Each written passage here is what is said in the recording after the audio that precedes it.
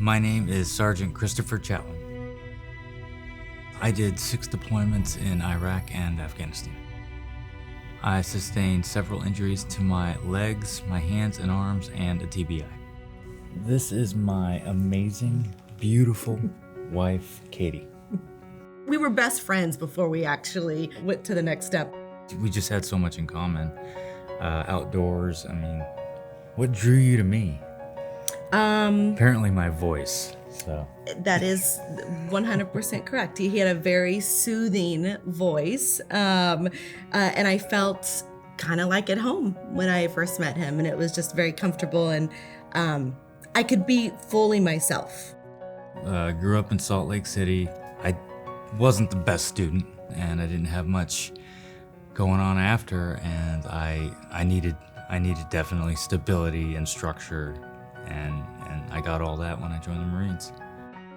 I love the camaraderie, the brotherhood, serving my country again. It was pretty amazing to me to be able to be a part of something bigger, and I found that in the military. So I was in an IED in Afghanistan in 2007, concussion there, and then after Afghanistan I came home, and in 2012 actually I was diagnosed with systemic sarcoidosis affecting several parts of my body and organs. Due to overexposure and multiple deployments, and now the reason of burn pits and so forth. Breathing and all the stuff. It's becoming a little bit more to the forefront now, but back then it was still a little bit confusing, and it was actually neurosarcoidosis, heart, brain, eyes, lungs, and liver at the time. And then in 2017, spread throughout my spine. Woke up one day and complete paraplegic. 2 to 3 times a week, doing different treatments, seeing different doctors. He has about 10 to 12 specialists, and currently it's a lot. The sarcoidosis really kind of taken over his heart, and it's been pretty worrisome. I hate using the word, and it's still kind of surreal, and I don't believe it necessarily, and neither does Chris. I don't feel it. I know. It's that word, but they did just label Chris as terminal.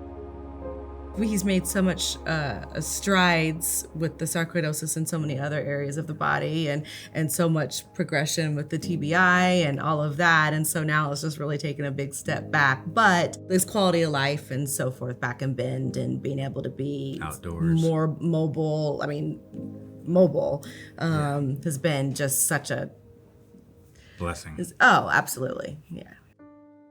In our house now, it's really hard to get around. Very entryway, boom, stairs, just very tight knit. I could reach out the window and touch the next door house. They're very on top of each other where we live, and so our house is 2 stories, which doesn't work. Even the prescribed VA hospital shower chair won't fit into our showers because it's so small.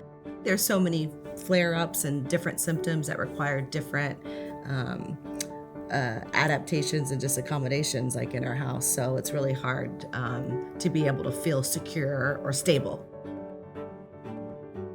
When I first heard about Homes for Our Troops, I didn't believe it. I couldn't wrap my head around it. I wasn't sure about it because my injury, I wasn't missing limbs, not in a wheelchair, and if you didn't feel like you might have I guess I didn't feel like I deserved it. Exactly. No, we filled out the application, connected with Mara, and she was one of the first people that got it.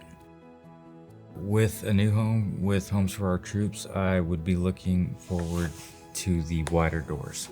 Standing up and walking up and down the stairs, it does a number. With this, one story is what we need. The lower sinks and the bathtub, the muscles and the liquor. I'm so excited for the bathtub. I feel that not only would it help him physically, but mentally as well, to feel independent. And not to have me around, which he loves to have me around all the time, but to be able to be alone and be able to do these things and just enjoy every second, of his life, and just his quality of life would be so much more. And so will mine. Homes for Our Troops is life-changing.